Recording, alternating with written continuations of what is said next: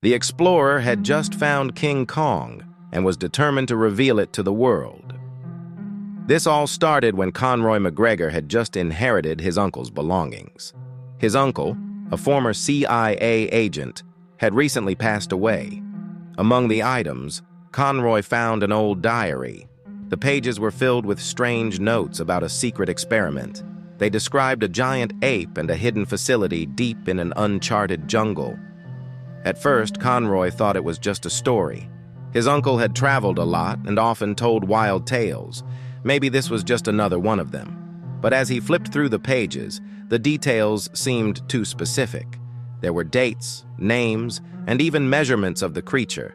It described how the ape was larger than anything seen before, how it showed signs of intelligence, and how it was kept under strict control. Then something caught his eye, a folded piece of paper tucked between the pages. He carefully opened it and saw a map. It had rough sketches of landmarks and a red X marking a hidden location deep in the jungle. His heart pounded. Could this place really exist? If his uncle had drawn this map, had he actually been there? Curiosity took over. He had to find out the truth. Conroy wasted no time. He gathered supplies, a backpack, food, water, a flashlight, and a knife. He also packed a small journal to record what he found. If this was real, he needed proof. The journey was not easy. He followed the map, moving through dense forests where the trees grew tall and thick. The air was hot and heavy, making every step harder. He pushed through tangled vines and crossed rivers with strong currents. Mosquitoes swarmed around him, biting his arms and legs. Days passed. He slept in a small tent, always listening to the sounds of the jungle at night. Strange animal calls echoed in the darkness. Sometimes he felt as if something was watching him, but he kept going, determined to reach the marked spot. Then one morning he saw it, an underground facility almost swallowed by nature. Thick vines crawled over its concrete walls. Moss covered the cracks. It looked old, forgotten. The metal door at the entrance was rusted, slightly open. The place seemed abandoned for years. Conroy hesitated. He had come so far, but now he wasn't sure. What if this place was dangerous? What if someone didn't want it to be found? He took a deep breath and stepped forward. The air inside was damp and smelled of decay. Dust covered the floor. Broken lights hung from the ceiling. Everything was silent, except for his own breathing. His flashlight flickered as he moved inside. He had no idea what he was about to find. Conroy moved carefully, his footsteps echoing through the empty halls. The walls were made of cold metal, covered in rust and peeling paint. The air smelled old, like damp concrete and forgotten places. Dust floated in the dim light from his flashlight. The hallway stretched ahead, silent and eerie. Every step made the floor creak beneath his boots. Then he saw a metal table. It was covered in old papers, some torn and yellowed with age. He wiped off the dust and picked up a stack of notes. His eyes scanned the words. The papers described a giant ape. The notes spoke about its huge size, unnatural growth, and high intelligence. It was no ordinary animal. It seemed more like something created, not born. Some words stood out: rapid development, controlled experiments, and high risk. Conroy's hands tightened around the papers. What had his uncle been involved in? Among the notes were sketches. Some showed the ape in chains, its body covered in scars. Others showed it standing in different settings: a jungle, a metal cage, even a laboratory. This was more than just a discovery. It was an experiment. Conroy swallowed hard. Who had created this creature? And why? He placed the papers back and continued forward. The hallway felt longer now. The deeper he went, the more his heart pounded. The silence felt unnatural, as if something unseen was in the air. It was the kind of silence that made him uneasy. A faint dripping sound echoed somewhere. He couldn't tell where it came from. His breath felt too loud in his own ears. Every shadow in the corners looked like it might move. Then he saw something at the end of the hallway. An elevator. Its doors were old and scratched, but the control panel still had power. A single button glowed faintly in the dark. Conroy hesitated. Should he go deeper? Every instinct told him to turn back. But if he left now, he would never know the truth. He took a deep breath and pressed the button. The elevator creaked as the doors slid open. The inside was small, with flickering lights and a control panel covered in dust. Conroy stepped inside. The doors closed behind him. The elevator began to move down. The walls shook slightly as it descended deeper into the earth. The air grew colder, making his skin prickle. The silence became even heavier, pressing in on him like a weight. Then, out of nowhere, a deep growl broke the quiet. It was low and rumbling, almost like a bear, but there was something strange about it. It was deeper, rougher, almost like something was struggling to breathe. Conroy clenched his fists. His pulse raced. Every muscle in his body tensed. Fear crept in, but he had to see what was below. The elevator stopped. The doors slid open, revealing another dark hallway. The growl had come from somewhere nearby. The air was colder here. It smelled damp and stale, like a place that had been sealed off for years. The walls were made of thick concrete, covered in grime. A dim, flickering light hung from the ceiling, casting long shadows.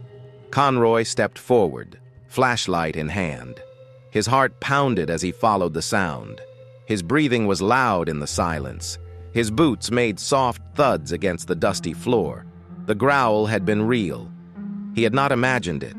As he moved deeper into the hallway, he noticed scratches on the walls. Deep, jagged marks, as if something had tried to claw its way out. His fingers tightened around the flashlight. He was not alone down here. Soon he reached a half-open metal door. The thick steel had dents in it, like something powerful had tried to break through. A broken chain dangled from the frame. The room beyond was completely dark. He hesitated. Every instinct told him to turn around. But he had come this far. He had to know what was inside. With shaking fingers, he turned on his flashlight and aimed it inside. His breath caught. There, lying on the cold ground, was a massive ape, King Kong. Its thick arms were wrapped in heavy chains, the metal rusted and worn. Its fur was matted and dirty. Its chest barely moved, as if it had not breathed in a long time. Its eyes were closed. For a moment, Conroy thought it was dead. His flashlight flickered as he took a step closer. He felt small standing in front of the creature. It was enormous, far bigger than he had imagined. Then he saw its fingers twitch. A slow breath escaped its lips. A low, deep sound rumbled from its throat. It was weak but unmistakable. It was alive. A chill ran down Conroy's spine. He had found something impossible, a legend, a secret hidden for years. No one knew this place existed. No one knew Kong was real. His hands trembled. His mind raced. What had his uncle known? Why had the CIA kept this secret? And more importantly, why was Kong locked up? Then panic hit him. If Kong was here, who put it here? Had someone left it to die? Or was it being watched? Was it dangerous? What if it woke up? He had no answers, and he wasn't going to wait to find out. Fear took over. Conroy turned and ran. His boots pounded against the floor as he sprinted through the tunnels. His breathing was fast. His heart pounded so hard he could hear it. His mind screamed at him to keep moving. The walls felt like they were closing in. The air was thick, heavy with dust and something else, something old and forgotten. He didn't stop to look back. He didn't want to know if it was awake. His mind raced. What had he just seen? It was impossible. How could something this massive be real? More questions flooded his thoughts. Who had chained it up? Why was it locked away? Had it been there for years? And most importantly, what if it woke up? The thought made his legs move even faster. He turned corner after corner, his flashlight bouncing in his grip. Every step felt like he was running for his life. Finally, he saw the exit. The rusty doors stood ahead, slightly open. He pushed through them with all his strength, bursting out into the jungle. The thick jungle air hit him like a wave. It was hot, humid, and completely different from the cold underground. He gasped for air, hands on his knees, lungs burning. His body trembled, sweat dripped down his face. But he was safe. He had made it out. His mind was still racing, but one thing was clear: he had to tell someone. He had seen something the world was not supposed to know. He had to let the world know. Conroy wasted no time. The moment he got home, he contacted a journalist. He needed someone to listen, someone who could spread the truth. He explained everything: his uncle's diary, the hidden lab, and the chained giant ape deep underground.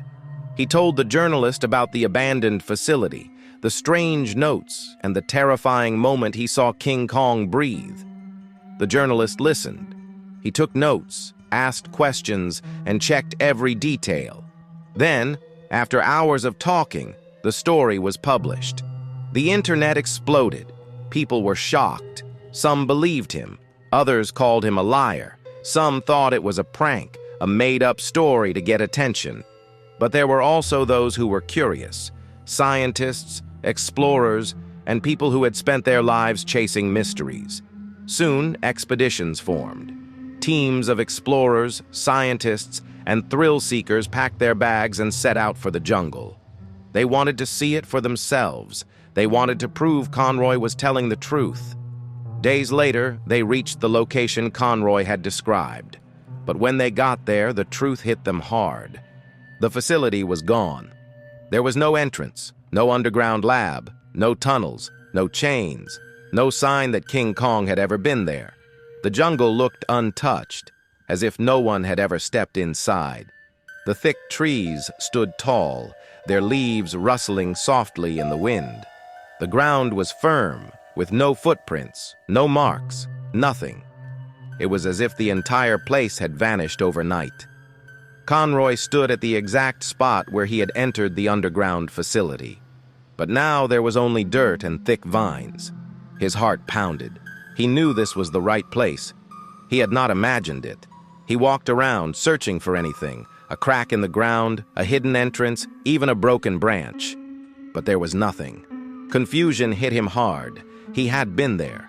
He had seen it with his own eyes. He had read the notes, seen the drawings, and stood face to face with the chained beast. But now, it was as if the whole place had never existed. His mind swirled with questions. Had someone erased the evidence? Had the government covered it up? Or had something even stranger happened? The other explorers looked at him with doubt. Some muttered that he had made it all up. Some shook their heads and walked away. Without proof, no one believed him. He tried to tell them. He described everything: the diary, the elevator, the metal door, and the massive ape lying in chains. But there was nothing to show them. No photos, no remains of a hidden lab, nothing but his own words. People started calling it a hoax, a fantasy, a desperate attempt for attention. Some news outlets even mocked him. They said he had imagined the whole thing. But Conroy knew the truth. He had seen King Kong. He had stood just feet away from it. He had seen its fingers move, heard its slow breath. He had felt the fear deep in his bones. And he knew one thing for sure: King Kong was real, and somewhere out there, it was still alive.